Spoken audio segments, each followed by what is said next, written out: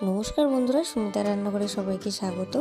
আবারও চলে এসেছি তোমাদের সাথে নতুন একটা ভিডিও শেয়ার করতে। আজ তোমাদের সাথে শেয়ার করব কাঁচকলার ভর্তা রেসিপি। একবার হলেও কাঁচকলার ভর্তাটা আমি যেভাবে বানাচ্ছি তোমরা একবার সেইভাবে বানিয়ে ট্রাই করে দেখো। গরম ভাতের সাথে জাস্ট ফাটাফাটি লাগবে খেতে।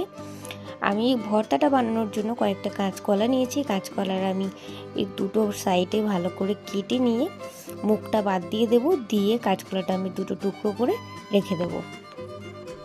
প্রতিটা কাঁচকলা আমি একইভাবে কেটে নেব। আর কাঁচকলার খোসার উপরে যে দাগগুলো আছে সেই দাগগুলো আমি ফেলে দেব। এবার কাঁচকলাগুলো আমি জলেতে ভালো করে একটু সিদ্ধ করে নেব। তার জন্য আমি জলটা গরম হতে দিয়েছিলাম। জলটা বেশ ভালো করে গরম হয়ে গেছে। কাঁচকলাগুলো আমি জলেতে দিয়ে দিয়েছি। দিয়ে এবারে লবণ আর হলুদ দিয়ে কাঁচকলাটা বেশ ভালো করে সিদ্ধ করে নেব।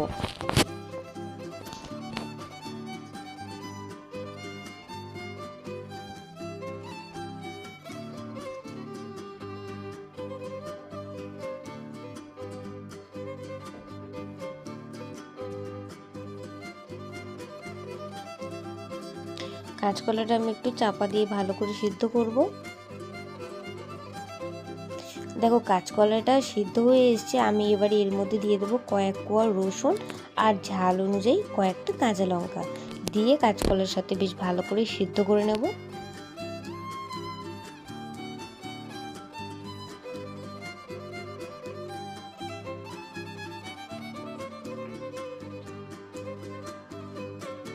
দেখো কাঁচকলা বেশ ভালোভাবে সিদ্ধ হয়ে গেছে। এবার কাঁচকলাটা জল ঝারিয়ে নেব। কাঁচকলাটা জল ঝারিয়ে নিয়ে মিক্সিতে কাঁচকলার খোসাগুলো আমি ফেলবো না, সব একসাথে আমি ভালো করে পেস্ট বানিয়ে নেব। এবার ভর্তাটা বানানোর জন্য আমি কড়াইতে দিয়ে দিচ্ছি বেশ অনেকটাই সর্ষের তেল। আর ভর্তাটা পুরোটা সর্ষের তেলেই বানালে খেতে বেশি ভালো লাগবে। আর আমি দেবো ফোড়নে দেবো কালো জিরে, আর দেবো দুটো বড় বড় সাইজের পেঁয়াজ কুচি। এই ভর্তাটা একটু পেঁয়াজটা বেশি করে দিলে খেতে বেশি ভালো লাগে।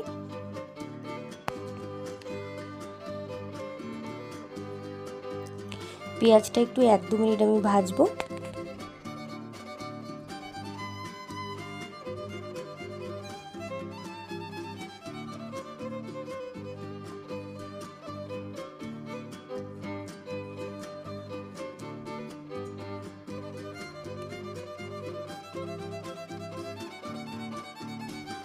পেঁয়াজটা হালকা ভাজা হয়ে গেছে। এবার কিছু গুঁড়ো মশলা দিয়ে দেবো, হলুদ গুঁড়ো, লঙ্কা গুঁড়ো।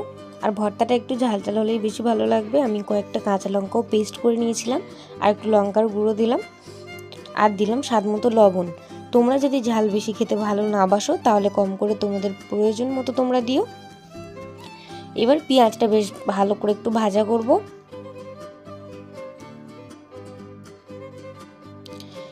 দেখো পেঁয়াজটা হালকা ভাজা হয়ে গেছে। এবারে মাঝখানটা আমি একটু ফাঁকা করে নিয়েছি, আর একটা ডিম ফাটিয়ে আমি দিয়ে দেব। ডিমটা ভালো করে একটু ঝুড়ো করে নেব।